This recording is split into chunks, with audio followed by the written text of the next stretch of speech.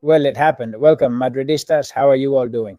I just finished the show here, a to-do goal on Daystar Español, and I just found out about this, about Nico Paz going to Como. Madrid is selling Nico Paz to Como for 60 million euros. We talked about it that, well, the buyback clause would be activated, and then one of the teams that could buy him could be Como.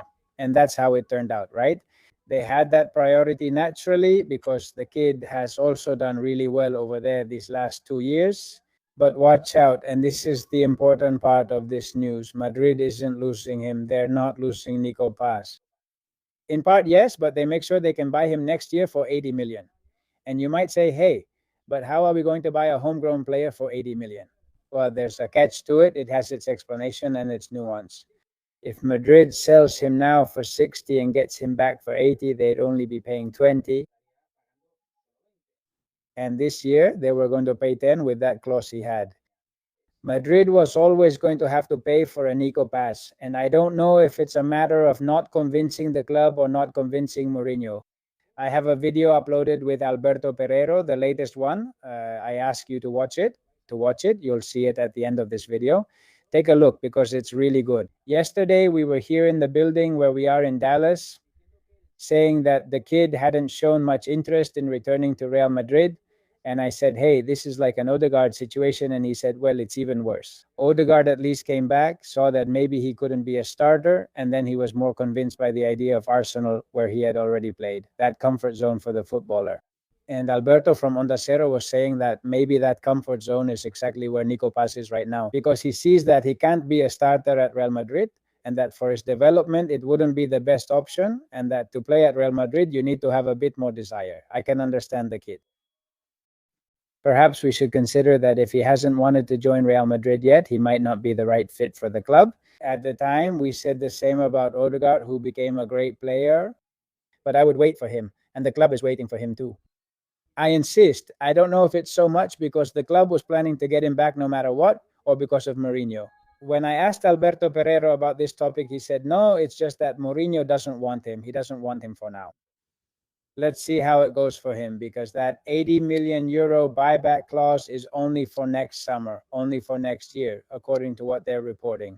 And I hope he keeps doing great there at Como and keeps playing really good football, because I think we need someone with his profile at Madrid. But of course, this summer, when someone with his profile and the experience of Bernardo Silva arrives, that's also what made this guy and his circle say, where are we going to go? Where are we going? To not play. For that, we might as well stay in Italy. And that's what has been decided. Let me know in the comments what you think about the topic. I don't think it's entirely bad because, well, I know, selling a homegrown player for 60 million from a business point of view, as Real Madrid always handles its youth academy, is fantastic. Another thing is the message you send to your youth players, not even Nico Paz or Victor Munoz, but especially Nico Paz, who has been proving himself in Italy these last 2 years. Is he good enough for Real Madrid, even though, well, there's an asterisk about the possible buyback clause? The youth academy at Madrid has always been used as a business, for better or worse, and only a very few chosen ones make it here. That's how it is, but I trust that next year we can bring Nico Paz back. There was something else I wanted to talk to you about in this video, and it's about Germany's match yesterday. Well, besides that, there's everything that happened in this absolutely historic match that Ecuador gave us when they beat Germany, but above all, there's this play. This play reminded me right away of that other one. Do you remember?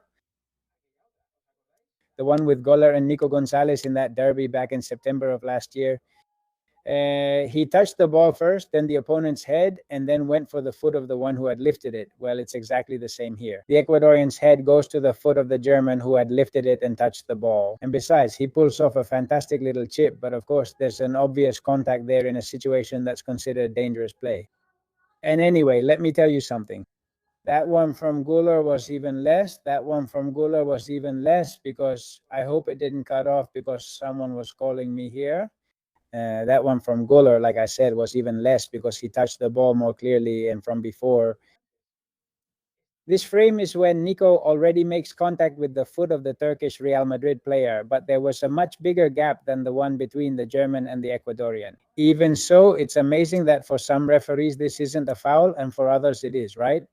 It just so happens that it's the Dirty Spanish League and it was a derby, because in recent years, in those Real Madrid versus Atletico de Madrid matches, that one was incredible too. We did concede quite a few goals, but there were plays like the one with Nico Gonzalez and with Carvajal too, where he should have been sent off, but nothing happened and Carvajal got injured. It's kind of funny. All right, guys, I'm going to finish this video by showing you a segment from the show Un Día a Todo Volo, an interaction with the Mexican, with Talina, about Mexico, and something that happened here at the table, which was really, really fun. We're here every day, Monday to Friday at 2 p.m. Central Time in the United States, 3 p.m. Eastern Time. And, well, in Spain, it's 6 hours ahead of Eastern Time in the United States. And like I said, we're there every day analyzing everything that's happening in the World Cup. That's why, as I've mentioned more than once, we're doing what we can. Sometimes 2 videos, other times 1 video a day, or even 3. It's already hard for me to keep up. But anyway, I wanted to share this with you too. You have the link in the description, the link to watch the show, and that's it. We'll be back in the next one, which will be after the Spain versus Uruguay match, a decisive game in Group H of this World Cup. That was the moment, with Tali Duclo commenting on the play. Let's go with the distinguished Mexican, Tali Duclo. Tali, how are you? Hello? Everyone at the table is happy, and I'll explain why. Because Koalo is here, of course, a true Mexican, and because Javier loves tacos. And then there's Julian, who, being Colombian, says, but yesterday a Colombian scored for Mexico. And I say, well, a Spaniard scored too. Fidalgo the second and the third, look how happy we are. How are you doing? Well, hello, Miguel Serrano. How are you? So you can see how hospitable we are in Mexico. And, well, don't doubt that you'll also end up becoming a Mexican citizen. I prepared at least some really spicy nachos for you, so I'm heading over there, guys. Thank you very much. Look, here I come with the really spicy one. Get ready, Miguel. I know you like spicy food, right? I love it, of course, of course. I'm sweating. You make me happy. Well, but today you can't ignore us, no? Because we're celebrating. You and I are the ones who have to keep things going now. But wait, this, and they can't do this to us. Here I come. You know, put it with a Little bit of allergy. That, yeah, go ahead. no. No, things are getting really tough here. I already said it. So let's go. Let's hand them out. Wow, please go ahead. Let's start with the one who was here and also look at the Colombian player. Go. Well, Julian Quiñones. I'm not letting you work, guys, but it's so you can't say we're not helpful. Yes. I'll leave you so you can go. So well with the spicy food? Thank you very much. Selena, this one is for Julian Quiñones. Let's see. It's for Julian Quiñones. Well, let's see. Okay. And for me, the spicy part comes a bit later, yes. already? Okay, that's enough. Let's see. That's enough. I'll have mercy on you. Take this one. That one on top. That's not good. We need to keep the show going. This one right here. It's fine. Look, it has just a little bit. All right.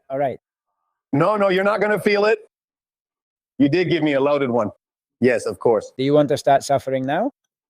It's Javier's turn, isn't it? Javier's turn. Come on, Javi. And if not, the bottle, Javi. This is Javi. The mate here, just in case. That one over there. That one over there. That one over there. Look, this one.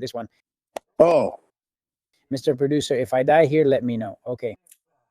For now, we'll go to Gustavo Falconi.